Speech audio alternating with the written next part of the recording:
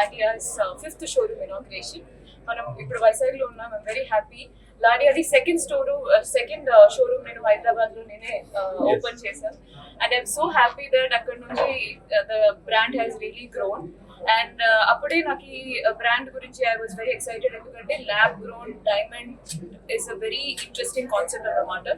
Because people are going to prefer this more because of the price point, and of course I think the environmental factors are also something that people are going to and the marriage season వస్తుంది and festival season వస్తుంది, and people want to wear different jewelry.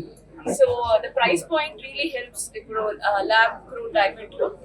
చాలా సంతోషంగా ఉంది, and all the best to Satvika and congratulations for the 5th showroom inauguration.